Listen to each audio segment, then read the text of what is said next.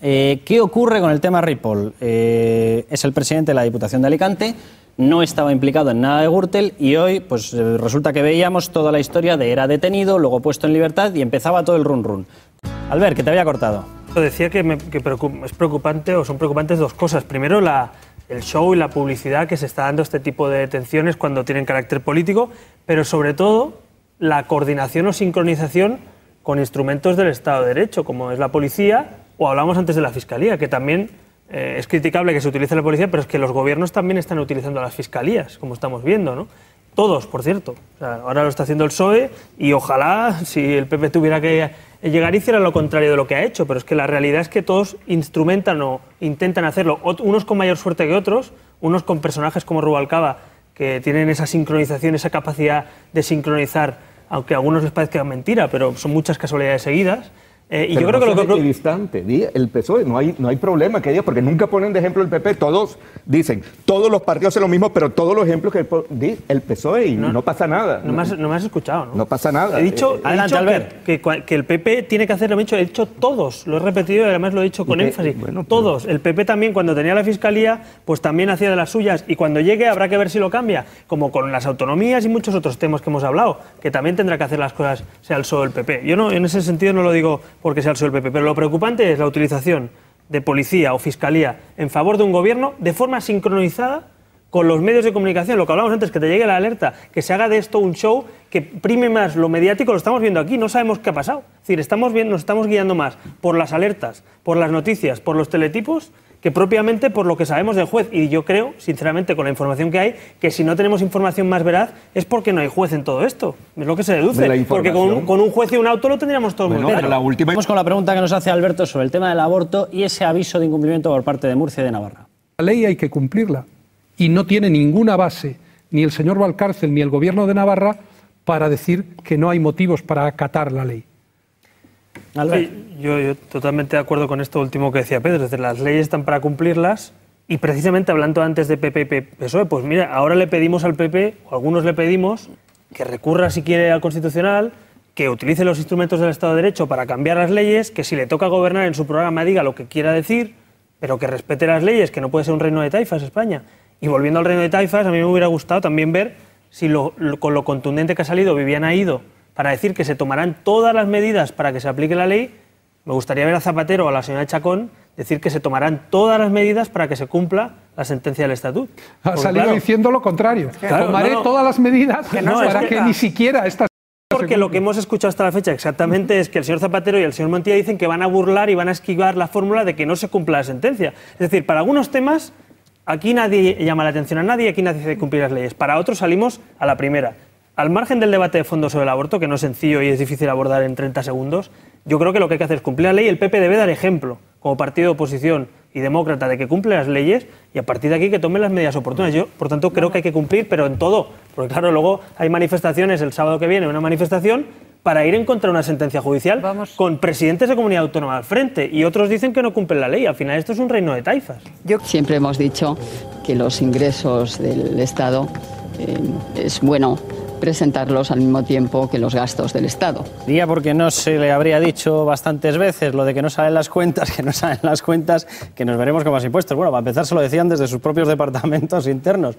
Me importa mucho más, Miguel, que la vicepresidenta Salgado, y creo que a todos los televidentes también, esté ya diciendo que, bueno, es que no tenemos dinero, es que a lo mejor resulta que hay que volver a mirar los impuestos. Ha dicho que lo digo porque el 1 de julio, es que hace 5 días nos ha entrado en vigor la nueva subida del IVA. Ha dicho que el momento de ver ingresos y gastos es en la elaboración de los presupuestos de 2011. Claro, es que cualquier economista en primer mes de economía sabe que los presupuestos es cuando se ve ingresos y gastos. Esa línea, es decir, yo creo que IVA, gasolinas y todos aquellos impuestos que gravan a todo el mundo, pues son los que los que más fastidian, porque en el fondo son los que más recaudan, porque en el fondo es la gallina de los huevos de oro de cualquier gobierno. Tiran de ahí y se nutren de ahí. El problema es que son profundamente injustos, efectivamente, ¿no? Pero yo creo que el tema de los impuestos, yo creo que Salgado no es que no lo sepa, es que no lo quiere decir. Claro. Y todo gobierno sabe hoy, sea del color que sea, que para suplir la falta de recursos, porque es sumar y restar, necesitarán subir impuestos. El tema es, ¿hay que hacerlo? Sí. ¿Cómo se redistribuye la riqueza? Es un gran debate, no es tan sencillo como que cada comunidad decida quién es rico y quién no es rico. Ese es el debate tan simple. En Andalucía, los andaluces 80.000, Montilla que 100.000, los otros que... O sea, ese es el debate tan simple de este país. A mí lo que me molesta es que ahora vayan a subir impuestos, es decir... Los impuestos los han debido subir todos los gobiernos anteriores en época de bonanza para crear una sociedad más justa, y ese es mi punto de vista. Pero espera, que adelante. Acabo. No, que digo que la clave de los impuestos, ya sé que desde algunos sectores subir impuestos es magnífico, pero no es ni bueno ni malo, depende cómo los redistribuyas. Si les quitas el dinero a los que menos tienen y se lo das a los que más tienen, que son los bancos, pues no es una redistribución de riqueza, que es lo que ha hecho Zapatero, que es meterte el IVA, ¿cómo que no? Darle cheques a todo el mundo igual, ¿eso es redistribución? A los bancos, al ver con rigor. Ha dado dinero el gobierno británico, el gobierno español. Pues a ver si le presta un poquito más a las empresas que pagan impuestos. Bien, pero no ha dado a los bancos. No ha quitado a los más pobres para dar solo a los bancos. Le ha dado un aval de 50.000 millones a los bancos. Que han devuelto. Sí, y con el apoyo de Rajoy, por cierto, con el apoyo de Rajoy. Mi balance es que estoy contento con pagar los impuestos. No se trata, no se trata. Habrá gente, perdona, que paga un 18% de IVA, que paga un 18% de IVA y que no tenga para llegar a fin de mes. Y le han subido un 2% el IVA. Eso es justo. Bueno, pues lo comentábamos antes, la decisión que había tomado Moratinos de, prometer que va a luchar definitivamente por el levantamiento de las sanciones de la UE a Cuba, lo está haciendo en mitad de ese viaje que tiene a Cuba, y de no reunirse de nuevo con la disidencia, en este caso teniendo a Guillermo Fariñas pues en un estado crítico. Albert. Sí, no, yo creo que dos cuestiones. Lo primero, antes hablaba de diálogo, y como ya ha dicho también antes bien Pedro, diálogo son dos partes, y aquí esto es un monólogo. O sea, aquí hay una dictadura que, nunca mejor dicho, es un monólogo, y además impuesto, y yo también insisto, es que no es cuestión de cuántos presos hay, sino es que en un país donde no hay libertades, donde hay una dictadura, donde no hay urnas, aunque sea una sola persona la que esté detenida, ya es suficiente causa para tener que tener en cuenta que hay una disidencia o que hay gente que no puede tener un partido político al que votar. Y Albert, déjame un momentín, porque tenemos conexión con la madre de Guillermo Fariñas, con Clara. Muy buenas noches, Clara. ¿Sí, me escucha, Clara?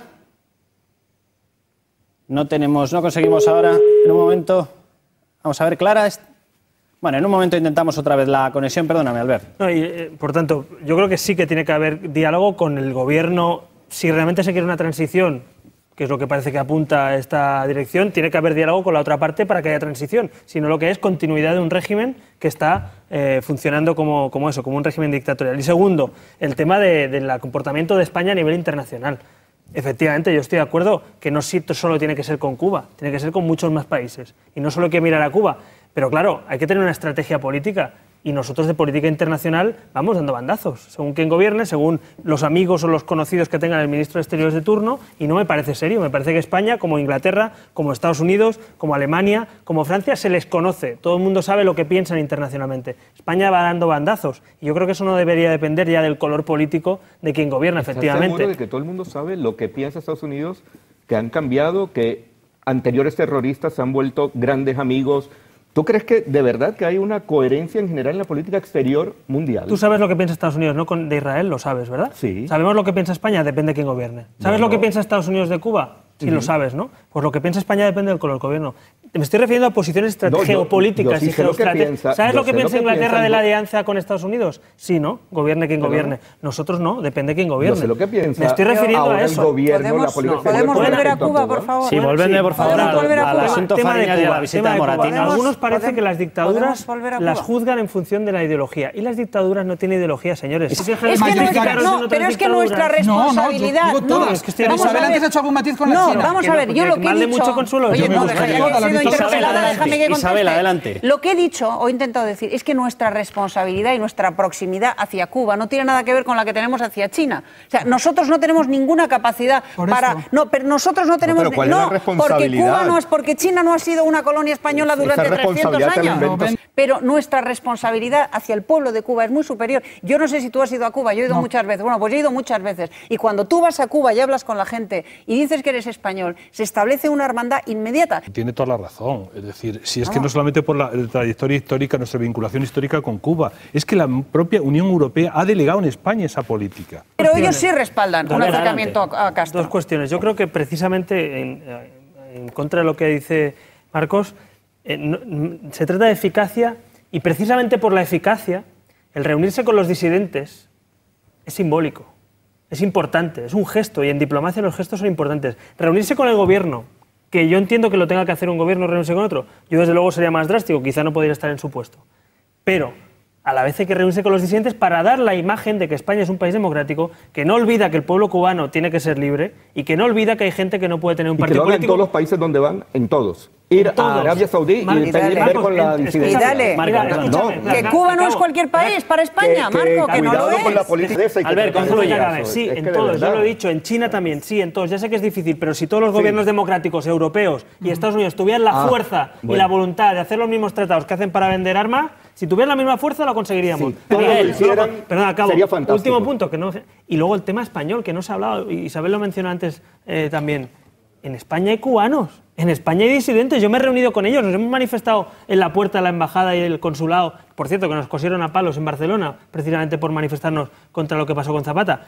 Pues toda esa gente, aquí también tiene que haber gestos con esa gente, porque forman parte, primero, son ciudadanos con residencia en España, muchos de ellos españoles con nacionalidad española porque hay una relación jurídica política con ellos. Hombre, que no, pero será que no leen los periódicos, perdóname, será que no leen los periódicos, porque la Unión Europea le ha feo la conducta. Paco, una idea, 5 segundos. Bueno, primero, que es evidentemente que hay una justificación. Paco, perdóname porque se nos ha echado el tiempo encima, perdóname. Les doy a todos el resultado de la pregunta que les habíamos lanzado. ¿Debería reunirse Moratinos con Fariñas? Sí, 94%, no 6%. La gente está con Fariñas. Bueno, les dejamos, ya saben, no se vayan, que Marca Mundial con todos los resultados del Mundial y después, eso sí, descansen, que hay que levantar España.